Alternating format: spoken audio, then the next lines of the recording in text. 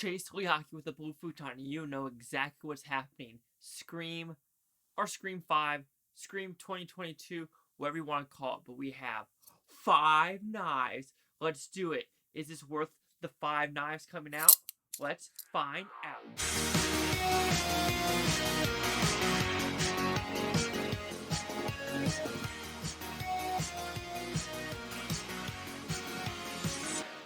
Alright, so Scream 5 or Scream 2022, what's it about? Well, it's a very simple premise. Westboro, still there, still is haunted by the Stab franchise, but now killings are back, and now we're bringing old cast. We are bringing new cast into this new movie. How is it? Well, with this movie, like I said, you bring back David Arquette, Courteney Cox, Neve Campbell, and you bring new people like Jack Quaid and stuff like that. New writer, new director because Wes Craven is dead. Rest in peace. So with this movie, did I like it? If you watch my first reaction, I don't know. Right now, I think it's an okay movie, but it is not what these critics are hyping it up to be, saying it's a bloody good time. It's one of the best in the franchise. I disagree. Where we're thinking of it, I think it is better than the third one, but I still prefer the second one and the fourth one. And here's why. To me, the writing still wasn't as sharp or witty as Kevin Williamson, and the directing it wasn't as fast-paced as Wes Craven used to be.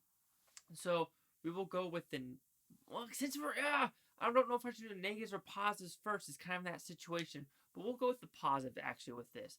I think it is a fun story. The meta humor still works, and there are some strong scenes in this movie. With Dylan, I can't say his last name correctly, but he was in the 13 Reasons Why.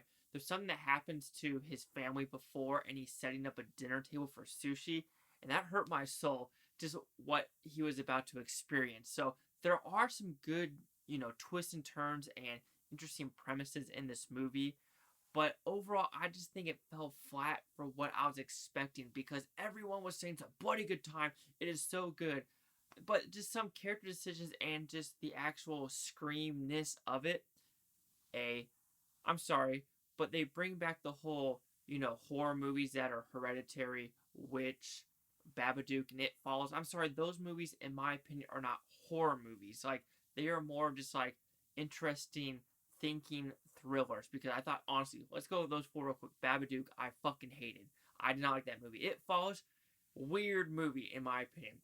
Hereditary, it's not a scary movie. It is more of a thinking man, just interesting premise type of movie, but nothing was horror to it. It was more shock factor value, kind of like Midsommar. And in The Witch, I did not think that was anything scary about that movie. The ending was more laughable, in my opinion. So them saying, those are the smart horror movies, I don't consider those horror movies.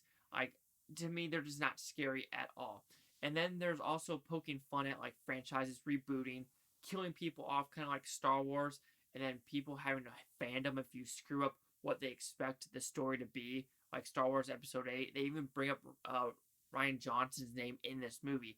The problem with, let's go to Star Wars Episode 8, everything in that movie doesn't work.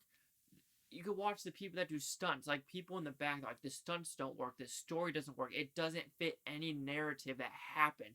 When you have a movie and you're already 8 in to a franchise, you can't just do what you want. Okay, just be like, you know what, I don't want to do this, I think I should do my own trilogy, and that is fine. But when you fuck up everything in the past, and this movie kind of retcon saying, oh, fandom is so toxic nowadays and you just can't do anything right anymore. It just doesn't work for what they're trying to do with this story. And honestly, not a lot of people die in this movie. I would say, you could count on one hand what actually happens to these characters, because at least with the other ones, there's body counts happening. Here, it's just oh, that person's dead, or is he? Oh, that person's dead, or is she? Oh, we don't know, because the end was it was really a cheap shot ending, in my opinion, as well. So finally, the killers you see from a mile away. I mean, no joke, a mile away. There is no shock value of oh my god, kind of the second one, the second killer, you're oh, that shock value. The first one, there's that shock value. The third one, you're okay, I could see that as the killer. The fourth one, you're oh, I like how they decided to make it just so evil. But this one, you're just I see it, and this one's oh, fandom, fandom, and you're just like, it just felt like a cheap shot in my opinion. And like I said, not a fan of what they're saying are smart, like what is it called? Sophisticated horror movies. And they're trying to say that, and they're saying sequel. Then make something different. Hollywood, greenlight something different. If you're really making fun of how you guys make the same shit, then do something different. How about you just do something different? So overall, Scream 5, I don't know. To me, it really wasn't my cup of tea when I think about it. It is still good, but not like amazing with what the critics are saying. Like I said, I left the theater disappointed. Maybe it was more the writing. I was expecting a little bit more. And overall, like, the body count is so low in this movie. When you really think about it, you go, that person died, that person died, that person was supposed to die, that person was supposed to die, that person was supposed to die, that person was supposed to die, that person was supposed to die. And you're like, oh well. So Scream will receive a 2.5 out of 5 with Futon because at 50%. Wow. I honestly was going to this movie thinking I was going to give it at least a 70. Nah. I just more thinking about it, I'm like, it's not as smart or witty as 3 of them that come before it. So here's the critics and news scores gave this one. So right now you're at a Scream with a 77% with 116 of them. I expect that to change because it just came out. Audience score 91% with over 100. And here's critic consensus. The 5th Scream finds the franchise working harder than ever to maintain its meta edge and succeeding surprisingly often. I mean, I have to agree. And I'll say one thing, David Arquette is in this movie for like the first half, and then Neve Campbell as well as Courteney Cox are more the second half of the movie. So I don't mean to spoil it that way, but hey, that's what's at the end of this review if you want to put it that way. So right now, by critics, it is the 3rd best in the franchise.